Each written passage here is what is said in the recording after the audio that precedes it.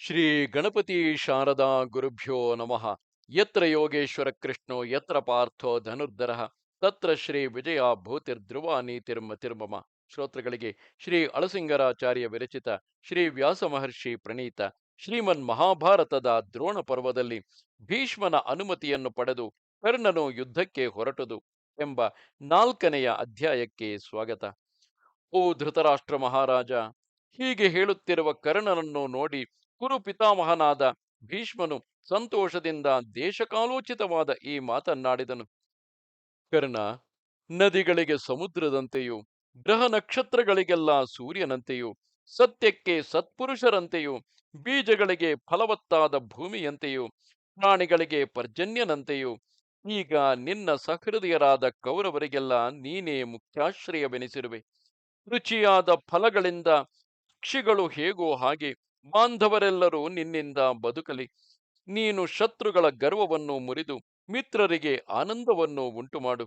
ದೇವತೆಗಳಿಗೆ ವಿಷ್ಣುವಿನಂತೆ ಕೌರವರಿಗೆಲ್ಲ ನೀನು ದಿಕ್ಕಾಗಿದ್ದು ಅವರನ್ನು ಭಯದಿಂದ ತಪ್ಪಿಸು. ಹಿಂದೆ ನೀನು ಧೃತರಾಷ್ಟ್ರ ಕುಮಾರರಿಗೆ ಪ್ರಿಯವನ್ನು ಉಂಟು ಮಾಡಬೇಕೆಂಬ ಉದ್ದೇಶದಿಂದ ರಾಜಪುರಕ್ಕೆ ಹೋಗಿ ನಿನ್ನ ಬಾಹುವೀರ್ಯದಿಂದ ಕಾಂಭೋಜರನ್ನು ಜಯಿಸಿದೆ. ಗಿರಿವ್ರಜದಲ್ಲಿದ್ದ ನಗ್ನಜಿತ್ತು ಮೊದಲಾದ ರಾಜರು, ಅಂಬಷ್ಟ, ವಿದೇಹ, ಕಾಂಭೋಜಾಧಿಪತಿಗಳು ಹಿಂದೆ ನಿನ್ನಿಂದ ಪರಾಜಿತರಾಗಿರುವರು.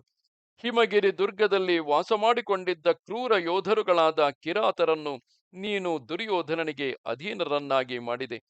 ಉತ್ಕಲರು, ಮೇಖಲರು, ಪೌಂಡ್ರರು, ಕಳಿಂಗರು, ಆಂಧ್ರರು, ನಿಷಾದರು, ತ್ರಿಗರ್ತರು, ಬಾಹ್ಲೀಕರು ಇವರನ್ನೆಲ್ಲ ಜಯಿಸಿ ಬಂದಿರುವೆ. ನೀನು ದುರ್ಯೋಧನನ ಹಿತವನ್ನು ಉದ್ದೇಶಿಸಿ ಇನ್ನೂ ಎಷ್ಟೋ ರಾಜರನ್ನು ಜಯಿಸಿರುವೆ. ಕೌರವರಿಗೂ ಅವರ ಬಂಧುಗಳಿಗೂ ದುರ್ಯೋಧನನು ಹೇಗೋ ಹಾಗೆ ಈಗ ಕುರುಕುಲಕ್ಕೆಲ್ಲ ನೀನೇ ರಕ್ಷಕನಾಗಿ ನಿಲ್ಲು. ಅಪ್ಪ ಕರ್ಣ, ನಿನಗೆ ಮಂಗಳಾಶೀರ್ವಾದವನ್ನು ಮಾಡಿ ಅನುಮತಿಯನ್ನು ಕೊಡುವೆನು. ಬೇಗನೆ ಹೊರಡು, ಶತ್ರುಗಳೊಡನೆ ಯುದ್ಧ ಮಾಡು. ಕೌರವರನ್ನೆಲ್ಲ ನಿನ್ನ ಆಜ್ಞೆಯಲ್ಲಿಟ್ಟುಕೊಂಡು ದುರ್ಯೋಧನನಿಗೆ ಜಯವನ್ನು ಕೊಡಿಸು. ನೀನು ನನಗೆ ದುರ್ಯೋಧನನಂತೆ ಪೌತ್ರ ಸಮಾನನೆ. ಆ ದುರ್ಯೋಧನನಿಗೆ ನಾವು ಹೇಗೋ ಹಾಗೆ ನಿನಗೂ ನಾವು ಧರ್ಮರೀತಿಯಾಗಿ ಸ್ವೀಯರೇ, ಅಂದರೆ ನಿನ್ನವರೇ. ಲೋಕದಲ್ಲಿ ಯೋನಿ ಸಂಬಂಧಕ್ಕಿಂತಲೂ ಅಂದರೆ ಬಂಧುತ್ವಕ್ಕಿಂತಲೂ ಸತ್ಪುರುಷ ಸಂಬಂಧವೇ ಮೇಲಾದುದು. ಆದುದರಿಂದ ಪ್ರಾಜ್ಞರಾದವರು ಶತ್ರುಗಳಾಗಿದ್ದರೂ ಸತ್ಪುರುಷರೊಡನೆ ಸಂಬಂಧವನ್ನು ಬಯಸುವರು. ಆದುದರಿಂದ ಕರ್ಣ, ನೀನು ಯುದ್ಧದಲ್ಲಿ ಸತ್ಯ ಪ್ರತಿಜ್ಞೆಯುಳ್ಳವನಾಗಿ ಕೌರವ ಬಲವನ್ನು ನಿನ್ನದೆಂದೇ ತಿಳಿದು ಆ ದುರ್ಯೋಧನನಂತೆ ಅದನ್ನು ಶ್ರದ್ಧೆಯಿಂದ ರಕ್ಷಿಸು. ದುರ್ಯೋಧನನಂತೆ ಹಿತೈಷಿಯಾದ ನೀನು ಕುರುಗಳೆಲ್ಲರೂ ಪಾಂಡವರೊಡನೆ ನಿಷ್ಕಲ್ಮಷವಾಗಿ ಯುದ್ಧ ಮಾಡುವಂತೆ ಪ್ರೋತ್ಸಾಹಿಸು ಎಂದನು. ಮಹಾರಾಜ, ಕರ್ಣನು ಭೀಷ್ಮನ ಈ ಮಾತುಗಳನ್ನು ಕೇಳಿದ ಮೇಲೆ ಅವನ ಪಾದಗಳನ್ನು ಹಿಡಿದು ನಮಸ್ಕರಿಸಿ ಯುದ್ಧಕ್ಕೆ ಹೊರಟನು. ಅಲ್ಲಿ ವಿಶಾಲವಾದ ಮೈದಾನವೊಂದನ್ನು ನೋಡಿ ತನ್ನ ಸೈನ್ಯಗಳನ್ನೆಲ್ಲ ಆಯುಧಗಳೊಡನೆ ಸಿದ್ಧರಾಗಿ ವ್ಯೂಹವಾಗಿ ನಿಲ್ಲುವಂತೆ ಹುರಿಗೊಳಿಸಿದನು. ಆಗ ಕುರುಗಳೆಲ್ಲರೂ ತಮ್ಮ ಸೈನ್ಯಕ್ಕೆ ಕರ್ಣನು ಮುಂದಾಳಾಗಿ ಬರುತ್ತಿರುವುದನ್ನು ನೋಡಿ ಅತ್ಯಂತ ಹರ್ಷಿತರಾದರು.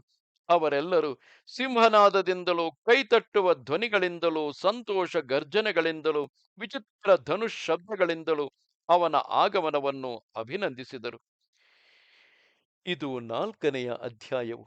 ನಮಸ್ತೆ ಶಾರದೆ ದೇವಿ, ಕಾಶ್ಮೀರ ಪುರವಾಸಿನಿ, ತ್ವಾಮಹಂ ಪ್ರಾರ್ಥೆಯೇ ನಿತ್ಯಂ, ವಿದ್ಯಾದಾನಂಚ ದೇಹಿಮೆ. ನಮಸ್ಕಾರ.